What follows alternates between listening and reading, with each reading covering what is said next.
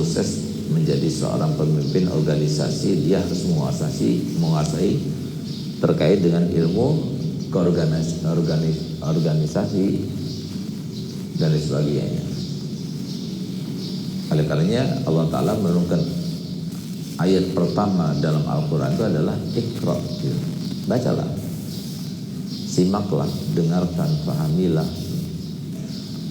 Karena yang namanya pengetahuan itu dapatkannya dengan cara seperti itu: mendengar, lihat, membaca, mengamalkan sendiri, mempraktekkan, eksperimennya dia itu menjadi ilmu.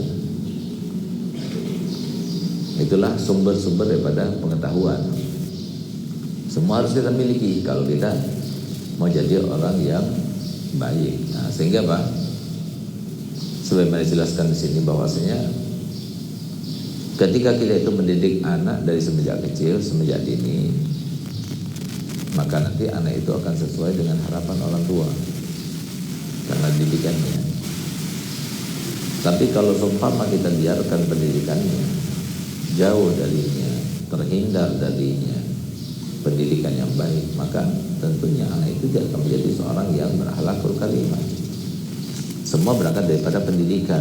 Sampai-sampai kita sangat mengenal dengan istilah laula murabbi ma'araftum. Kalau bukan karena seorang pendidik, maka kita tidak akan mengenal dengan yang namanya Allah. Semuanya tergantung kepada siapa yang mendidiknya dan bagaimana pendidikannya. Sebagaimana disebutkan dalam Al-Quran sebuah ayat, di mana ayat itu menjadi penegur bagi kita dan pelecut bagi kita serta motivator bagi kita untuk benar-benar melandasi semuanya dengan ilmu pengetahuan. Tapi yang dimasukkan di sini adalah ilmu pengetahuan yang bersumber daripada diri Nabi kita Muhammad SAW. Di mana Allah Ta'ala firman dalam Al-Quran, Kul, katakan wahai Muhammad, hal yastawi alladhina ya'lamuna wal ladzina la ya'lamun? Apakah sama antara orang yang tahu sama orang yang enggak tahu? Jawabannya apa? Enggak sama. Enggak sama di dunia, enggak sama di akhirat. Enggak sama nanti di alam barzahnya. Enggak sama nanti di alam mahsyarnya. Enggak sama nanti di alam akhiratnya. Enggak sama semuanya. Karena beda orang tahu sama orang yang enggak tahu. Orang yang tahu itu dia bisa selamat dari segala macam mara bahaya. Dia bisa menghasilkan banyak kebaikan karena dia tahu bagaimana cara mendapatkan kebaikan-kebaikan itu. Tapi orang yang tidak tahu, karena dia nggak tahu minumannya itu beracun, dia minum mati. Dia nggak tahu kalau jalannya itu menuju kepada jebakan yang bisa menyengsarakan, bahkan membinasakan. Dia nggak tahu tempatnya di mana, terjerumus masuk ke dalamnya karena nggak tahu, namanya juga nggak tahu. Nah, jadi pahami benar-benar ya. Ini sesuatu yang logika gitu. Kamu jangan merasa heran atau merasa jemawa karena kalian berada di pondok pesantren. Kemudian kita melihat teman-teman kalian di sana yang sama sekali tidak kenal dengan pesantren, gak ngerti masalah sholat, gak ngerti masalah puasa, gak ngerti masalah bakti orang tua dan sebagainya. Ya, maklum karena mereka nggak tahu. Walaupun mereka wajib untuk mengetahuinya, dan kita wajib menyebarkan dan memberitahukan kepadanya tentang pengetahuan yang wajib diketahuinya.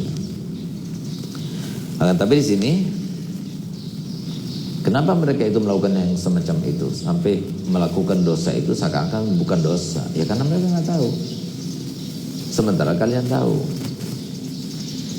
Nah, sehingga Pak, yang harus kita lakukan pertama, kita harus mensyukuri. Alhamdulillah ada nikmat taufik dan hidayah sehingga kita bisa berada di pondok pesantren, mau belajar. Kalau seumpama bukan karena keutamaan, karunia, taufik dan hidayahnya serta nikmat-nikmat yang lain untuk kita, maka tidak mungkin kita berada di sini. Berapa banyak orang yang sudah pakai jilbab kemudian lepas jilbabnya? Berapa banyak orang yang pacaran kemudian hamil karenanya?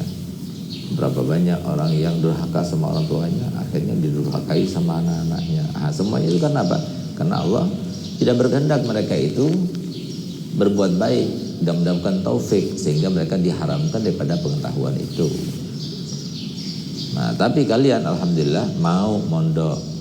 Setelah mau mondok, mau dia itu membetahkan diri di pondok sampai dia betah.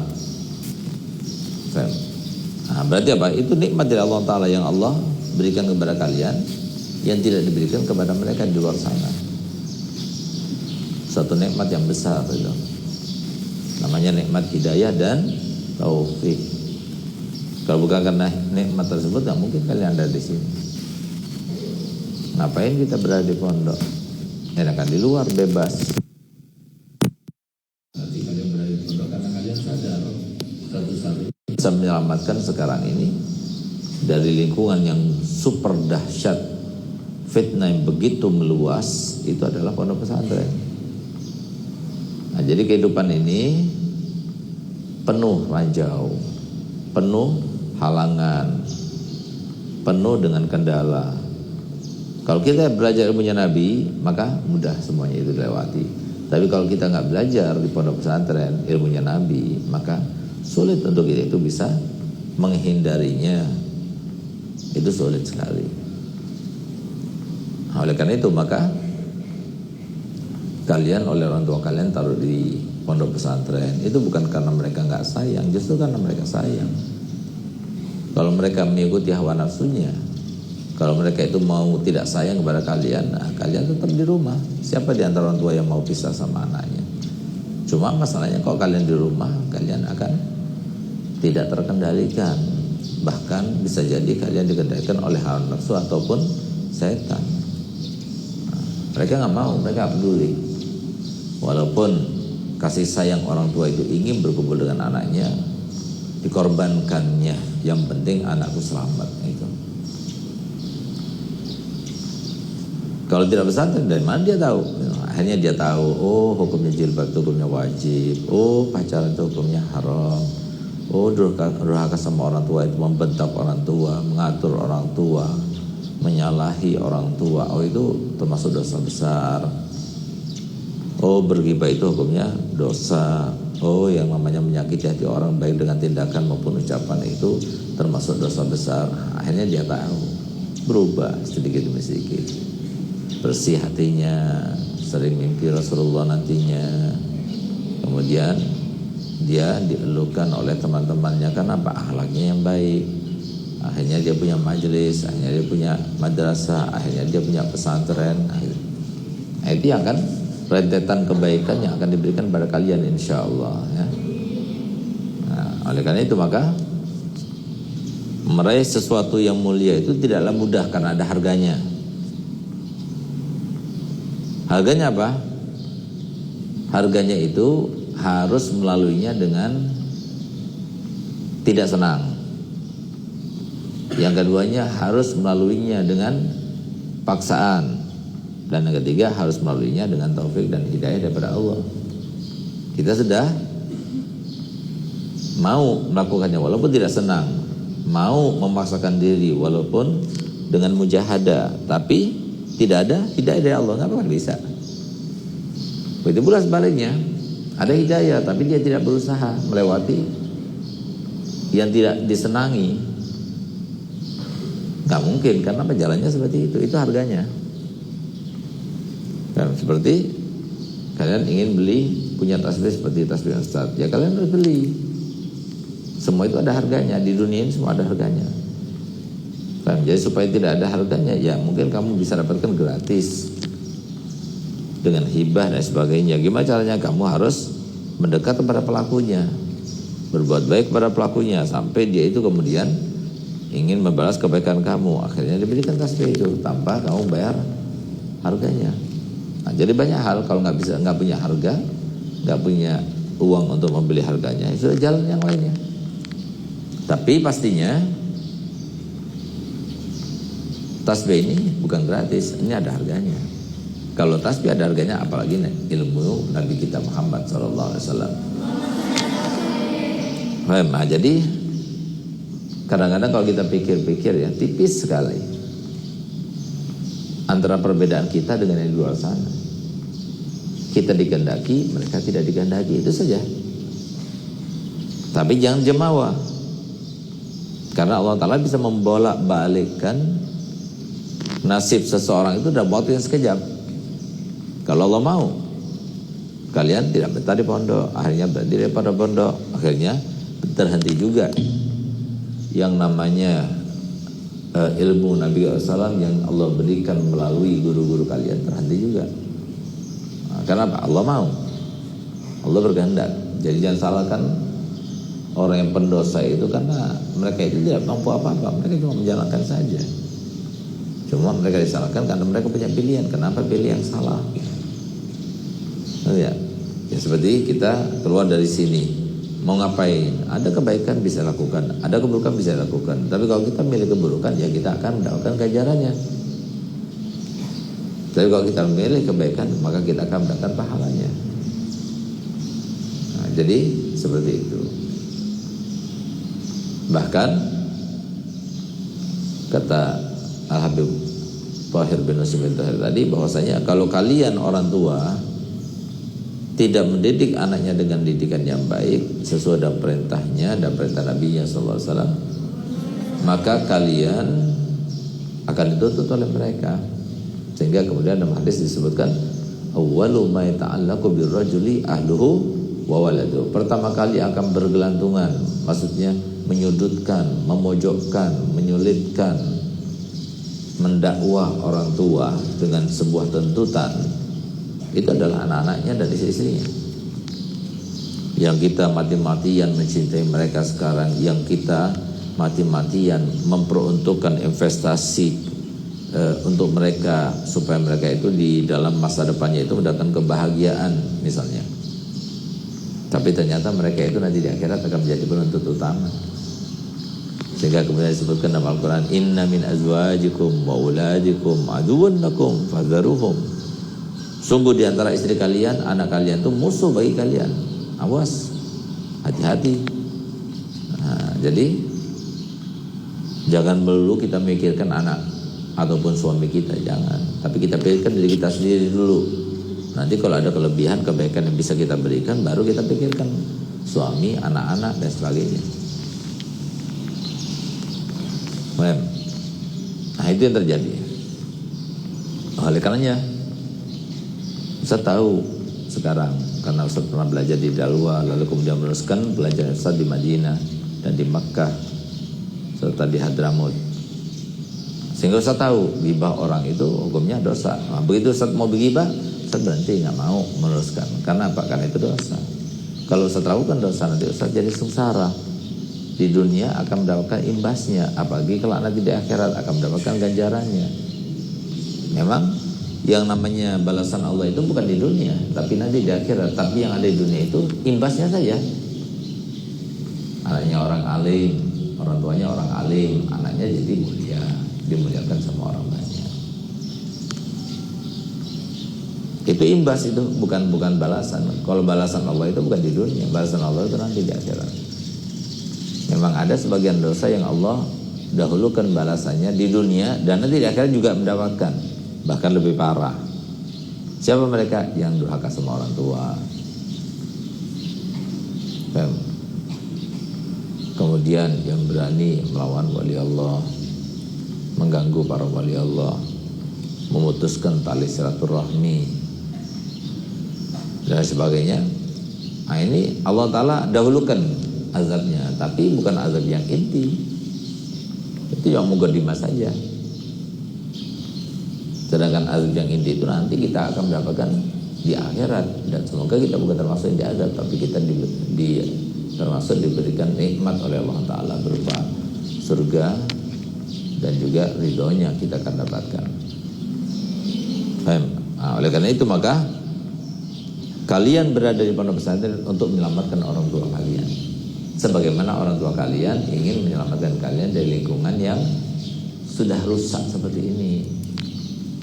Kalian ingin menyelamatkan orang tua kalian kelak nanti di akhirat, sementara orang tua kalian ingin menyelamatkan kalian daripada keburukan dan kebobrokan dunia sekarang ini. Tapi kalian menyelamatkan orang tua dengan cara kalian itu ikuti nasihat mereka, perintah mereka.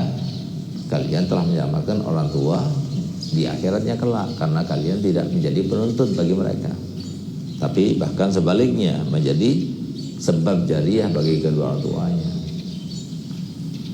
Ketika anak itu menjadi orang alim, mempunyai majelis bagi para pesantren, maka terus akan mengalir pahalanya, jariahnya itu.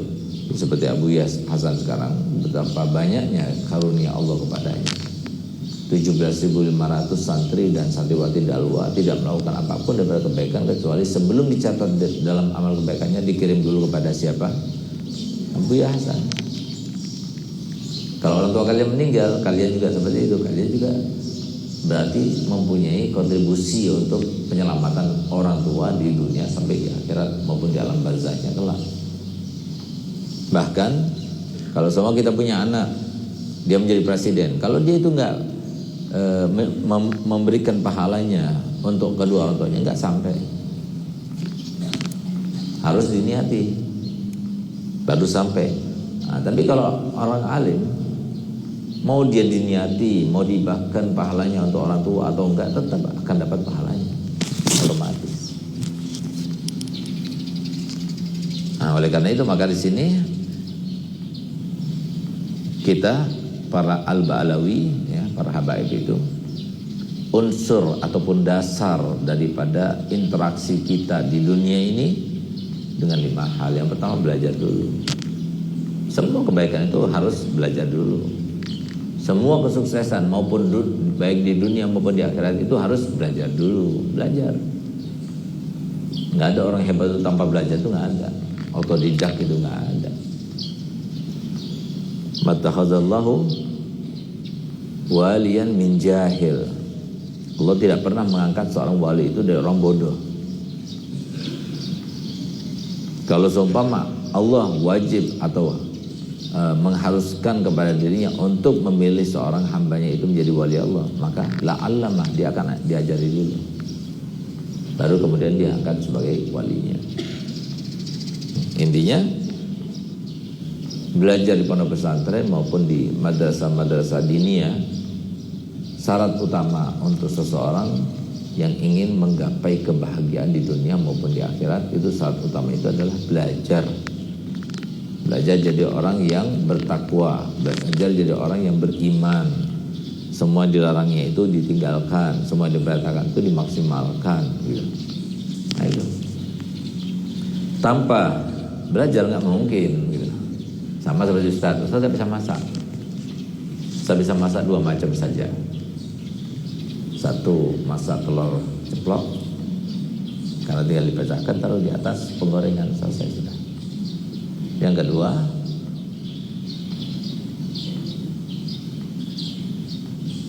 apa ya? Oh, Indomie. Ustaz bisa kan, tinggal kasih air panas, tunggu 5 menit, sudah lembek, baru kita masukkan bumbunya, diaduk-aduk deh. Untuk kita masuk di sendok, kita makan di plastiknya itu dulu. Kita masih ingat begitu, pondok. Nggak ada piringnya di kamar dan sebagainya. Selain itu saya nggak bisa masak, nggak bisa. Ustaz pernah masak nasi 2 kali. Yang pertama jadi bubur, yang kedua gosong. Kenapa? Kalau Ustaz nggak bisa, nggak pernah belajar masak. Nah, sekarang kalau semua Ustaz belajar pada kalian yang bisa masak nasi goreng, yang bisa masak sop, yang bisa masak rawon. Ustaz belajar seharian kepada kalian gimana caranya. Oh gini, gini. Ini bahan-bahannya, ini dan sebagainya. Ustaz catat semuanya, Ustaz belajar. Keesokan harinya kalau Ustaz coba setelah belajar seharian kepada kalian, bisa nggak? Sama, itu logika. Tapi memang sudah tahu itu logika. Semua orang sudah tahu seperti itu. Harus belajar memang. Kenapa kita nggak mau belajar? Bukan kitanya yang nggak mau belajar, tapi setan yang kurang ajar. Dia yang berusaha untuk jangan, ngapain masuk pondok pesantren? Nggak bisa pakai HP-an. Nanti kalau kamu pondok pesantren, kamu begini, itu setan yang ngomong. Sehingga hanya orang-orang yang dapat hidayah daripada Allah yang bisa masuk pesantren. Yang nggak dapat hidayah nggak bisa. Semua tergantung kepada hidayah Allah SWT. Oleh karenanya Allah SWT mewajibkan kita untuk memintanya setiap hari paling sedikit 17 kali, yaitu ihdinas siratal mustaqim siratal ladzina an'amta 'alaihim ghairil maghdubi 'alaihim walad. Nah, itu diperintahkan untuk meminta. Kenapa? Itu hidayah, jalan orang yang baik. Nah, kenapa Mukarramah yang kita jadikan sebagai ikon kesalehan kita? Sampai 27 tahun menemani Abu Habib Hasan, nggak pernah bertengkar sama sekali, nggak pernah marah sama sekali kepada suaminya, nggak pernah minta, nggak pernah membantah. Kok bisa? Karena dia dulunya santriwati. Dia dulunya dididik oleh orang tuanya, didikannya ketat. Jam 2 malam sudah bangun, tahajud, baca Yasin, sehingga Mukarramah dulu sehat, waktu sehat-sehatnya sebelum kena Parkinson, dan semoga cepat sembuh ya, dan semoga diberikan umur panjang.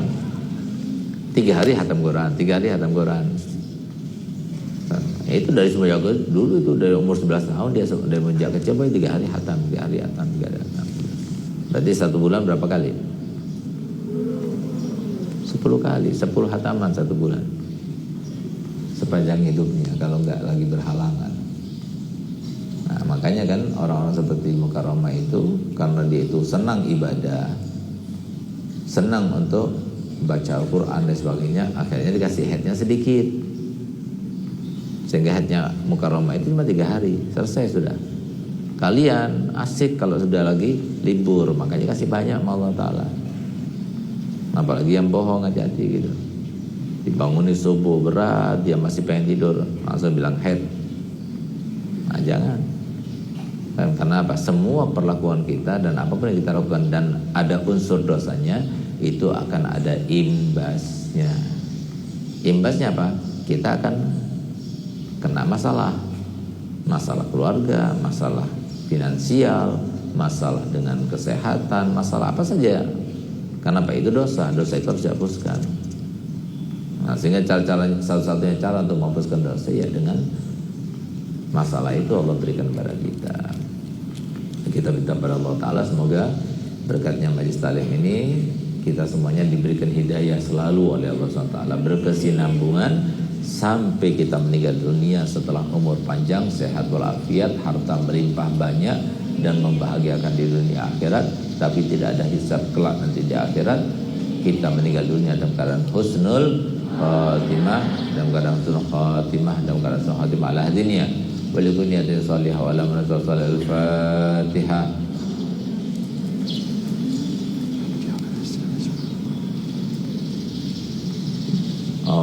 Allahumma salli wa sallim ala sayyidina Muhammadin sahibil busyara salatan tubashiruna biha wa ahlana wa auladana wa jami'a masyaihina wa muallimina